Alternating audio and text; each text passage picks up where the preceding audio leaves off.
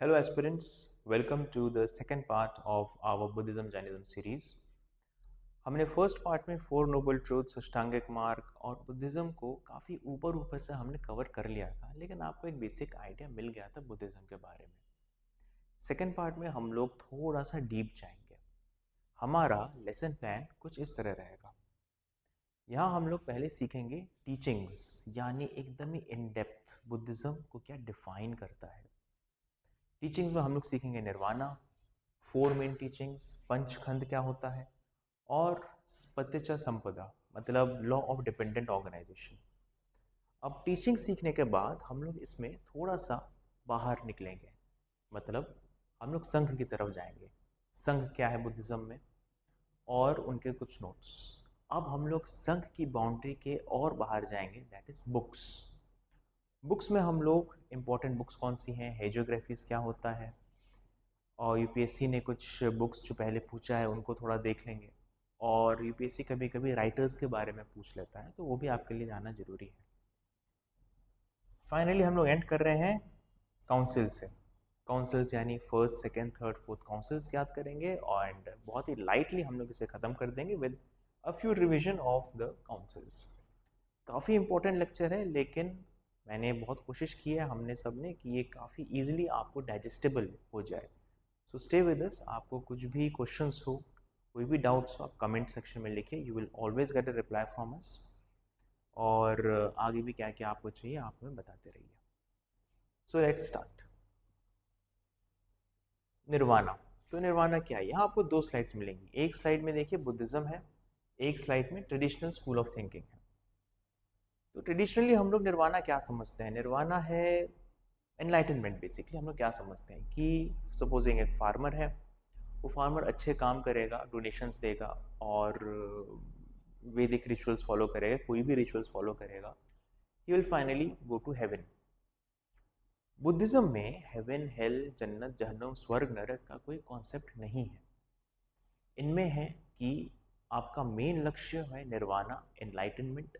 इसका मतलब है जस्ट फ्रीडम फ्रॉम सफरिंग, दुख से आज़ादी। और वो आज़ादी करने का तरीका क्या है, अष्टांगिक मार्ग एंड फोर नोबल ट्रूथ्स, जो आपने फर्स्ट लेक्चर में देखा।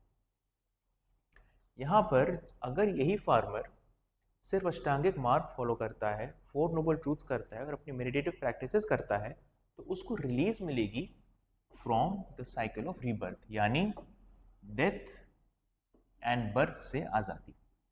निर्वाणा एनलाइटनमेंट करते वक्त उसको कुछ कुछ रियलाइजेशंस होंगे, जैसे कुछ डिज़ायर नहीं होगा मनी का, किसी और के पास कुछ प्रॉपर्टी उसका डिज़ायर भी नहीं होगा, नफरत धीरे धीरे खत्म हो जाएगी।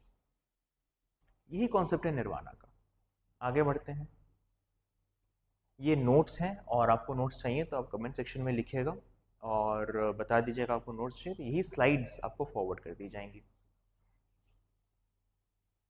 फोर मेन टीचिंग, देखिए बुद्धिज्म के ना ऐसे चार मेन टीचिंग है जो आपको ऑन योर फिंगर टिप्स याद रहने चाहिए। यूपीएससी में अगर मेंस में आ जाए या प्रीलिम्स में आ जाए, आपको पता रहना चाहिए उसका बेसिक कॉन्सेप्ट क्या है। पहला है कि Buddhism does not believe in God.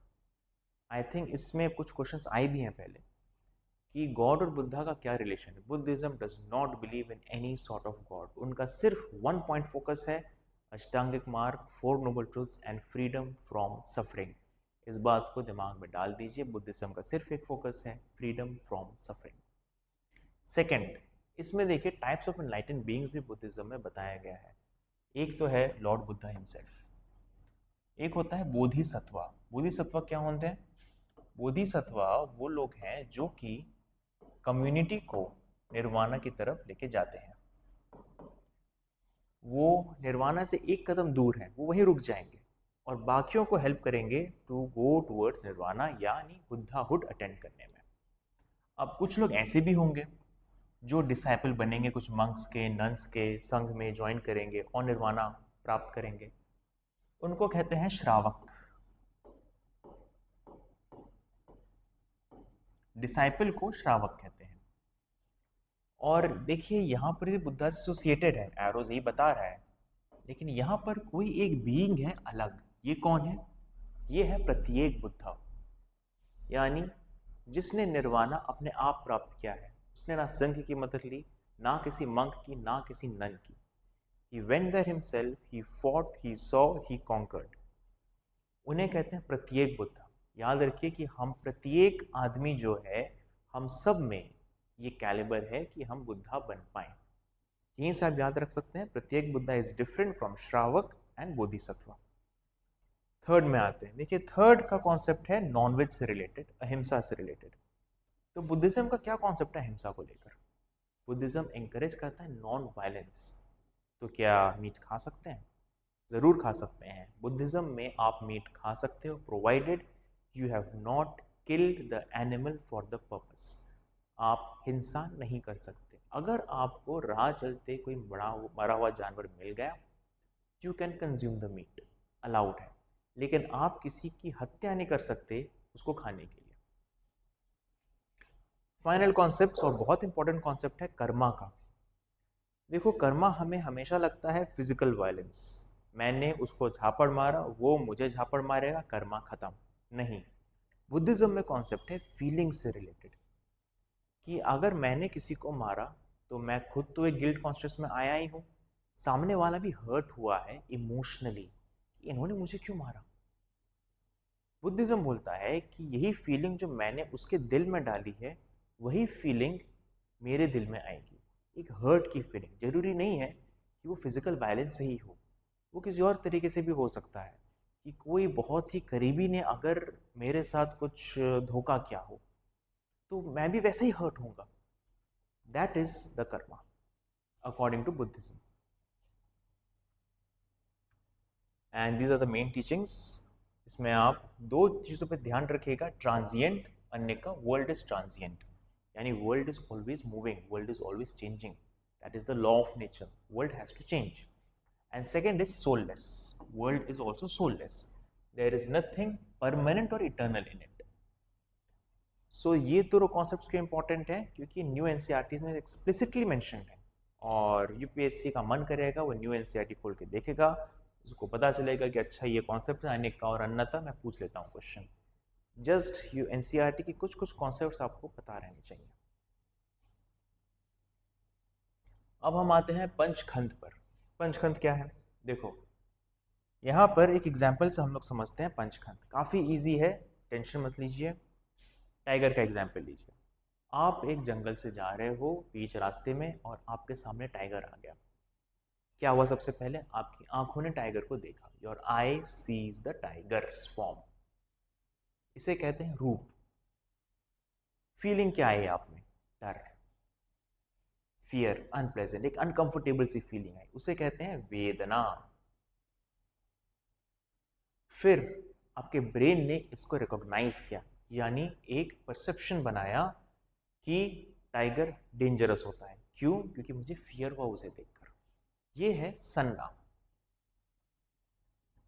फिर हुआ संखरा, मेंटल फॉर्मेशन। अब ये सब कुछ जो आपके एक एक बॉडी का पार्ट इसमें पार्टिसिपेट कर रहा है, फाइनली ये ब्रेन की तरफ गया। ब्रेन ने इसका मेंटल फॉर्मेशन किया, that I have an impulse to run. यहाँ पे इम्पल्स टू रन रहेगा, या आप एक ही जगह पे फ्रीज हो जाओगे, या आपको लगेगा I can fight this tiger. Finally vinnana, that is consciousness, यानी अवेयरनेस। कई जगहों पे लिखा है कि vinnana is a culmination of everything that is happening, rupa vedana Sanna संखरा, which finally leads to vinnanna. But this is not in all cases. In some cases, yes, it's true, but not in all cases. आपको क्या याद रखना है? विन्नन्ना is awareness. समझ लो muscle memory. आप next time जब tiger को देखोगे, तुरंत आपकी बॉडी ये सब करेगी, सब कैलकुलेट करेगी, and you will start running instead of deciding whether you are frozen, running और फाइट। आप यहाँ पे वीडियो पॉज कर सकते हैं, और मैंगो के साथ क्या होगा, चेयर के साथ क्या होगा, यू कैन प्रैक्टिस योर पंचखंड। अब फाइनल बुद्धिस्ट टीचिंग है पतिच्चा समुपदा, यानी law of dependent organisation.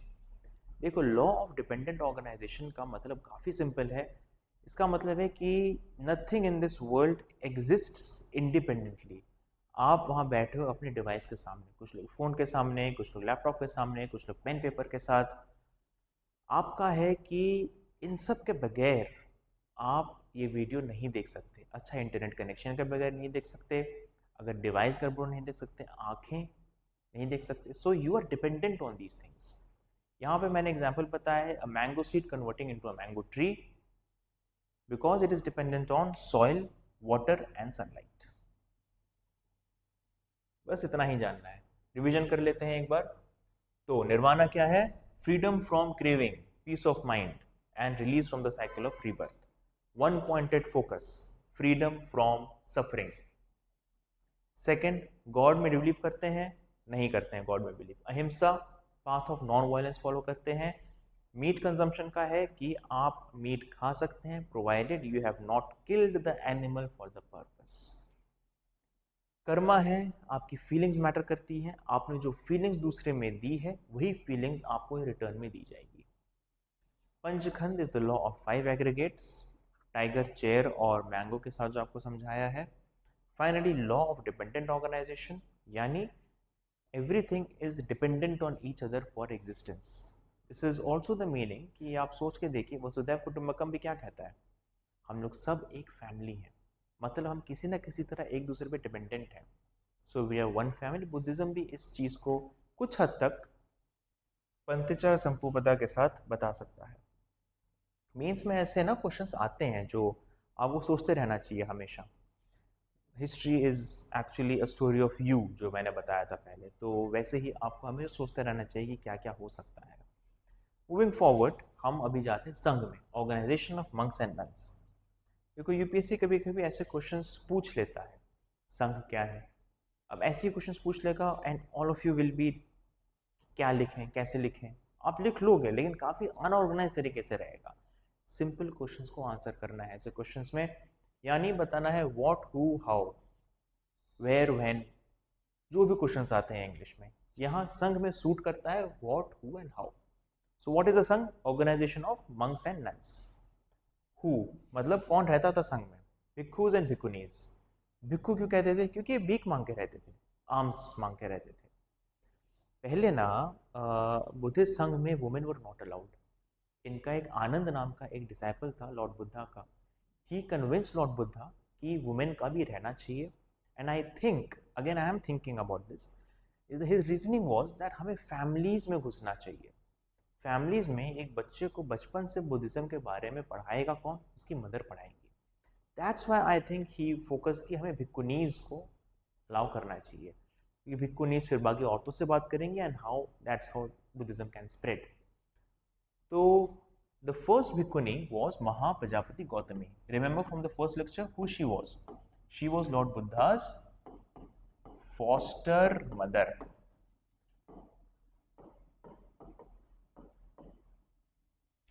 Now, how were the decisions taken in a संघ? Through consensus. एक साथ बैठते होंगे, कुछ डिसीजन पे आते होंगे, 50% से ज़्यादा लोगों ने हाँ बोल दिया तो उसके साथ जाते होंगे, डिस्कशंस होते होंगे, pretty democratic in its nature. Again think, how is it democratic? And ये लोग रूल बुक फॉलो करते थे विनय पिता का। 4 टाइप ऑफ लोग अलाउड नहीं थे, और मैंने ऐसे ही याद करवाया है अपने स्टूडेंट्स को कि ये वैसे लोग हैं जिन पर सोसाइटी काफ़ी डिपेंडेंट है या काफ़ी तंग है। सबसे पहले सोल्जर्स, एक्सट्रीमली डिपेंडेंट। अगर सोल्जर्स अपना बॉर्डर छोड़ छोड़ के संघ ज्वाइन करने लगेंगे तो बॉर्डर की रक्षा कौन करेगा? सेकंड, डेप्टर्स, यानी जो लोगों ने पैसा लिया है और फिर चले जाएंगे संघ ज्वाइन करेंगे, और संघ ज्वाइन करके बोलेंगे कि हम यहीं पे फ्रीडम फ्रॉम सफरिंग करेंगे, फ्रीडम फ्रॉम क्रेविंग करेंगे, और आप भी यहीं ज्वाइन करो। क्रेडिटर को बोलेंगे ऐसा नहीं कर सकते हैं, you have to, if you are a debtor you have to return the money back and then you can join the संघ।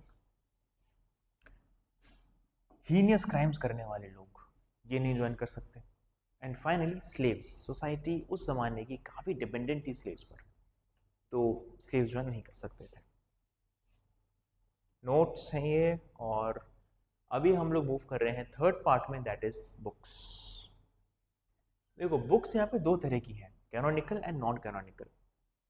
हर रिलीजन में कैनोनिकल नॉन कैनोनिकल टेक्स्ट होता है, बुद्धिज्म में कुछ अलग नहीं है। बुद्धिज्म में ही कैनोनिकल नॉन कैनोनिकल बताया गया है क्योंकि यहाँ पे काफ़ी ऑर्गेनाइज्ड है। आप जैनिज्म में देखेंगे वहाँ पे भी कैनोनिकल नॉन कैनोनिकल टेक्स्ट्स हैं, लेकिन अलग अलग स्कूल्स अलग अलग चीज़ें मानते हैं, काफ़ी स्ट्रिक्टली मानते हैं, तो इसलिए उसमें डिफ्रेंशिएशन करना काफ़ी डिफरेंट हो जाता है। बुद्धिज्म में it is pretty straight forward. Canonical text 3 तरह की, विनय पिटका, सूत्र पिटका, विधम पिटका, खत्म। These are books directly related to Buddha. Other religions में directly related to the founding members of the religion. Non canonical है, सेइंग्स ऑफ बुद्धास नहीं है, लेकिन लोगों को, बाकी मंक्स और नन्स को क्या क्या लगा कैनोनिकल टेक्स्ट के बारे में या उनके एक्सपीरियंसेस क्या थे, those are non canonical text of Buddhism. तो विनय पिटका क्या है हमने अभी पढ़ा, these are rules for monks and nuns, संघ में कैसे रहना है। Sutta Pitaka sermons, dialogues. अब लॉर्ड बुद्धा जहाँ जहाँ जाते थे कुछ ना कुछ प्रवचन तो देते होंगे, जैसे फर्स्ट सर्मन एट सारनाथ कुछ तो बोला होगा, उन सब का जिस्ट दैट इज सूत्र पिटका। अभिधाम पिटका काफ़ी एडवांस्ड है, समझ लो कि जो मंक्स एंड नन्स काफ़ी लेवल पर पहुंच जाते हैं कि वो लोग उन किताबों को समझ भी पाए, वो है अभिधाम पिटका। और नॉन कैनोनिकल में ये मिलिंदपन्हो, नेटी प्रकरणा। नेटी प्रकरणा काफ़ी इंपॉर्टेंट है कि 22 में पूछा गया है, so be careful about these questions. अब यूपीएससी में कैसे भी क्वेश्चंस आ सकते हैं, स्पेशली प्रीलिम्स में। ये सारा मैंने लिस्ट दे दिया आपको एक एक बुक का, आप चाहें तो स्क्रीनशॉट लेकर इसको याद भी कर सकते हो, लेकिन इतने सारे बुक्स कैसे याद करोगे। देखो सबसे पहले तो जान लो हेजियोग्राफी क्या है। हेजियोग्राफी बायोग्राफी ऑफ अ सेंट और रिलीजियस फिगर, खत्म। अब निकाया वर्ड पे ध्यान देना, विभंगा वर्ड पे ध्यान देना। निकाया, अगर क्वेश्चन में निकाया वर्ड आता है समझ लेना वो सूत्र पिटका का पार्ट है, यानी बुद्धिज्म का कैनोनिकल टेक्स्ट। अगर ऐसा क्वेश्चन आया you will be able to solve it. Second, Vibhanga पे ध्यान दो या वग्गा पे ध्यान दो। अगर ऐसा क्वेश्चन आता है समझ लो विनय पिटका का पार्ट है। V for Vinaya Pitaka, V for Vibhanga and V for Vagga. इतना सारा आप याद करना ठीक भी नहीं है, क्योंकि आपका कॉस्ट बेनिफिट रेशियो नहीं बैठेगा। ऐसे छोटे छोटे ट्रिक्स यूज करके चलो, क्वेश्चंस भी करेक्ट होंगे और बहुत कुछ रिटेन रहेगा। अभी देखो ये कुछ इंपॉर्टेंट बुक्स मैंने लिया है, यहाँ पर 2 बुक्स, अवदानाशक्तका और नेटी प्रकरणा, ये सब 22 में आया था ये। अब मिलिंदपन्हो, नागसेन ने लिखा है डायलॉग बिटवीन किंग मेनांदर, हम इंडो ग्रीक्स में ज्यादा डिटेल में पढ़ेंगे इनके बारे में। नेटी प्रकरणा कचायन ने लिखा है, बुद्धा's टीचिंग का गाइड है। विशुद्धिमग्गा भी पाथ ऑफ प्यूरिफिकेशन है। दीपवंश महावंश इंपॉर्टेंट है श्रीलंकन हिस्ट्री के लिए, but UPSC can still ask. यहाँ से हमें श्रीलंकन किंग्स अशोका के मिशन के बारे में पता चला कि अशोक ने जो अपने मिशंस भेजे थे उन्होंने क्या काम किया, वो हमें दीपवंश महावंश से पता चलता है। Finally Avadana Shataka, this is a collection of 100 moral tales illustrating works of karma and rewards. मतलब अच्छे काम करोगे तो अच्छा होगा आपके साथ, बुरे काम करोगे तो बुरा होगा, ये बताता है अवधान शतक। शतक याद रखो, शतक मतलब कलेक्शन ऑफ 100 मॉरल टेल्स। हेजियोग्राफीज, 4 हेजियोग्राफीज हैं बुद्धिज्म में इंपॉर्टेंट। बुद्ध चरिता, निदान कथा, ललिता विस्तारा एंड महावस्तु। पहले बुद्ध चरिता और ललित विस्तारा देखो, याद करना इजी है इनको, ज्यादा कंफ्यूज मत होना, रटना मत, it is pretty logical to understand. तो we know hagiography is a biography of Buddha, biography of a great saint, यहाँ पे बुद्धा। बुद्ध चरिता पोएटिक फॉर्म में बताता है, ललित विस्तारा विस्तार से बता रहा है, यानी ग्लोरीफाइड मिराकुलस अकाउंट से बता रहा है। किसके बारे में? Lord Buddha in this present life, from birth to death. एक बता रहा है पोएटिक फॉर्म में, एक बता रहा है ग्लोरीफाइड फॉर्म में, खत्म। सेकंड, अब बुद्धा के पीछे प्रीवियस बर्थ्स में उन्होंने क्या किया? 2, महावस्तु एंड निदान कथा। महावस्तु बुद्धा प्रीवियस बर्थ से बताता है, और निदान कथा एक कथा है, यानी जाटक टेल्स इनका एसोसिएशन है। मतलब जाटक टेल्स के प्रोलोग में निदान कथा रहता है। ठीक है, याद यही करना है कि बुद्ध चरित्र अश्व घोष ने लिखा, बुद्ध घोष ने नहीं लिखा है। Do not confuse between the two. Buddha Charita अश्वघोष ने लिखा है, निदान कथा बुद्ध घोष ने लिखा है। 5th सेंचुरीज में हम जाएंगे गुप्ता एम्पायर के आसपास, तब हम लोग इन सब ज़्यादा अच्छे से पढ़ पाएंगे। इंपॉर्टेंट राइटर्स में देखो, ये मैंने आपको बता दिया है, बट इंपॉर्टेंट मैं आपको दिखा देता हूँ। असंगा और वसुबंधु ये ब्रदर्स थे। एक ने अभिधर्मकोश लिखा जिसे कहते हैं इंसाइक्लोपीडिया ऑफ बुद्धिज्म। तो क्वेश्चन आता है, what is the encyclopaedia of Buddhism? It is Abhidharmakosha. And Dignaga is the founder of Buddhist logic. अब फाइनल पार्ट में आए हम लोग, councils. You have done very well by that this point. आपने बहुत इंपॉर्टेंट पार्ट खत्म किया है। ये पोर्शन लाइट रहेगा, relax and just watch. First council 483 BC में क्या हुआ था? 483 बीसी के आसपास लॉर्ड बुद्धा अटेंड महापरिनिब्बाना यानी डेथ। सो अचानक से समझ लो आपका लीडर कौन, क्या करोगे? डर। Hence first council was called under ruler Ajatashatru at Rajgriha and Mahakassapa was the president. याद करने का mnemonic MAR. You can associate, I don't want to be rude to our Buddhist friends here, but this and this, I don't want to say it out, but I think you can get the point. यहाँ पर बस सूत पिता का भाई आनंद and विनय पिता का भाई उपाली, इनको कंपाइल किया गया। कंपाइल किया गया, लिखा नहीं गया। उस समय ओरल ट्रेडिशन फॉलो होता था। विनय पिताका के रूल्स काफ़ी इधर उधर रहे थे, इन्होंने एक जगह कंपाइल किया उनको। सिमिलरली सूत पिताका का भी आनंद ने वैसे ही कंपाइल किया। 483 BC, as soon as Buddha passed away. Second 383 BC, 100 साल बाद। 100 साल यानी 3 जनरेशंस। ऑफ कोर्स कई सारा डिफरेंसेस हो जाएगा तब तक। इस समय हम लोग 2 डिविजन्स देखते हैं बुद्धिज्म में, स्थाविरावदीन्स एंड महासंघिकास। यही आगे चल के थेरावदास एंड महायानास बन जाते हैं। इसमें रूलर वॉज काल अशोक, कैपिटल पाटलिपुत्र था, लेकिन प्लेस थी वैशाली जहां पर ये चला गया, जहां पर ये काउंसिल हुआ था। President was Sabbakami. Third was by second founder of Buddhism, Maharaj Ashok, extremely powerful ruler and Ashoka the great. Ashok Mauryan empire, हम लोग इनके बारे में अच्छे से पढ़ेंगे। अशोक को प्यूरिफाई करना था बुद्धिज्म। अब देखो 483 बीसी से 250 बीसी तक कितना सारा टाइम चला गया, 100 अराउंड 200 ईयर्स हम लोग यहाँ पे देख रहे हैं। तो यहाँ पर देखो बहुत सारे चीज़ें यहाँ पर आगे बुद्धिज्म में जिनको निकालना था, तो इन्होंने ये लोग लाए। बहुत सारे डिसीजंस लिए गए होंगे यहाँ पर, but the most important is Moggaliputra Tissa ने कथावत्थु लिखा और अभिधाम पिताका को खत्म किया।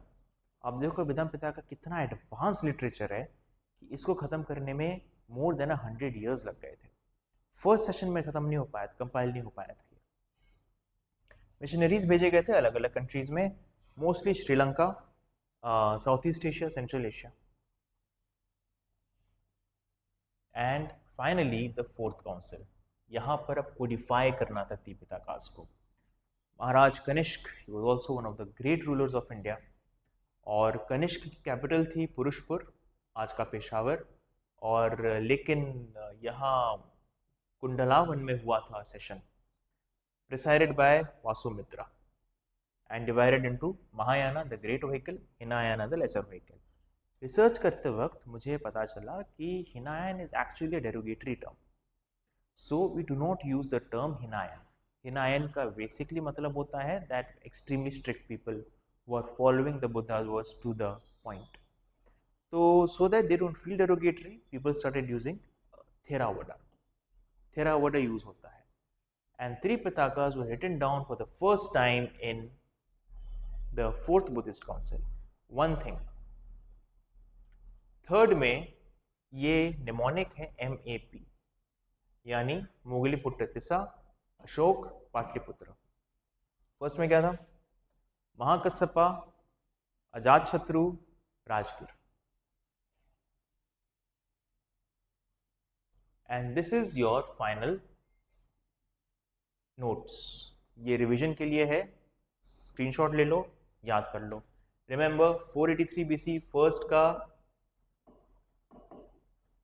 थर्ड का, बाकी दोनों का आप लोग खुद डेवलप कर लो। और finally this is the end of the second session. Third में हम लोग बुद्धिज्म को अब ब्रांचेस में देखेंगे, स्तूपास देखेंगे, और हम लोग जानेंगे कि उसमें और क्या क्या है, इधर उधर की चीज़ें, बुद्धिज्म की डिक्लाइन, स्प्रेड, एट्सेट्रा एट्सेट्रा। पूरा क्रोनोलॉजी हम लोग पढ़ेंगे कि कौन कौन सा रूलर था जो सपोर्ट किया, कौन कौन से रूलर्स थे जिन्होंने प्रोसिक्यूट किया बुद्धिस्ट को, and you will enter finally into Jainism. Thank you.